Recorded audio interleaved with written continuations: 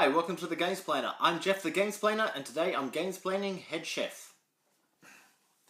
Head Chef is a 2 to 4 player card game filler that is going to be launched on Kickstarter on as this drops, so should be 27th of July 2017.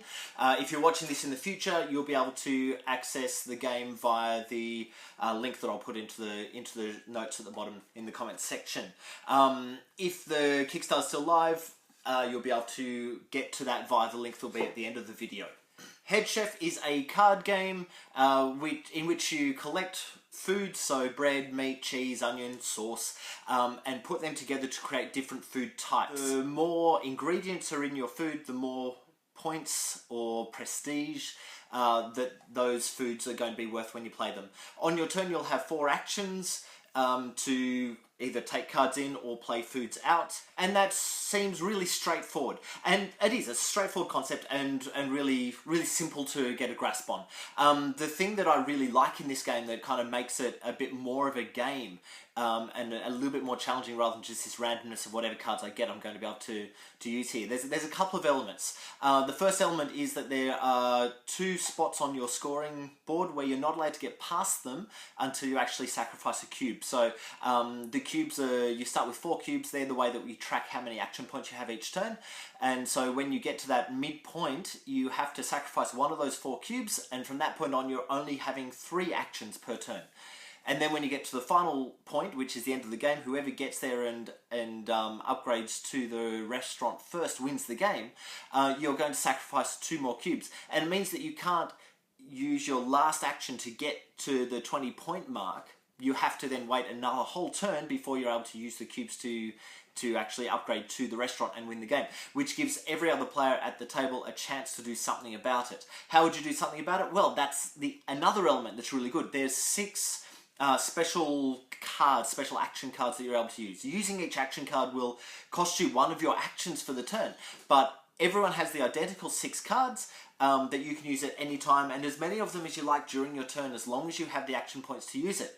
And some of those cards are cards where you get to beat down the other players and take prestige points away from them. Some of those cards are things that are going to help you out. So if you're stuck up at that 20-point mark and not quite able to upgrade to the restaurant yet, there's a whole turn where every other player at the table is able to use their action card that will cause you to lose points to hold you back from getting across the line. The other really cool element in this game is the character card. So at the beginning of the game, everyone gets dealt 2 character cards, and you choose which one of them you wish to use. Every character card has on it a special ability. Now, if you look at the special ability that you get, you kind of go, oh cool, oh yeah, I'll be able to use that. And then you start playing and you look at the special ability of the other players at the table and you go, man, that looks overpowered. But if you actually look at them, and I've played with many different ones of these character cards, they're actually all really well balanced. In fact, this game is so well balanced that every game I've played, everyone, when the game finishes, pretty much everyone has been within a turn or 2 to actually get across the line. Some may argue that's too well balanced, it's too the same, so there's not one strategy you can pick that's going to win you the game every time. I kind of like that.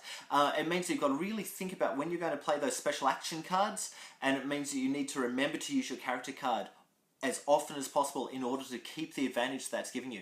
So one of the action cards, and you'll see it in the playthrough video if you go through to watch that, is that you get to, when you play a food, you get to take one of those food types back into your hand, which means that you can theoretically play a food, take one of those foods back and use it in the next food, take it back and use it if you've got enough cards in your hand.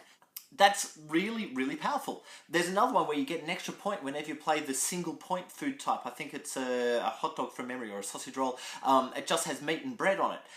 Whenever you play that, it's worth 1 point. If you're that character, it's worth 2 points to you. So that person can continually play the game with just these low value scoring foods and keep up with the other character cards at the table.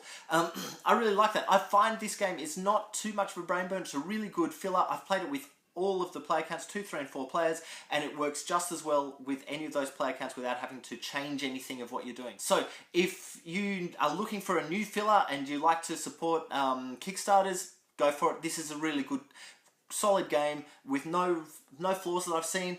Look, it's not the meatiest of games, pun intended, but it's a fun filler. You'll get through it relatively quickly. I think that I've played it. I think they'll play it in about 20 to 30 minutes, depending on the player count. If you're moving through really quickly, obviously it'll play even faster than that. 2 players, you can possibly even get through it in 15. So, look, if you like the sound of that, go on to watch my Gamesplanation and then my Games Played videos, and see if you're going to enjoy it. Feel free to follow the link to back the Kickstarter if it seems like a game that's up your alley. If you have any comments or suggestions, please write them below. If you've got any games that you wish to be gamesplaying, please shoot me an email at thegamesplainer@gmail.com. Follow me on Instagram and Twitter to see what games I've been playing. Subscribe to my videos to keep up to date with the games I'm gamesplaining. And until next time, enjoy gaming.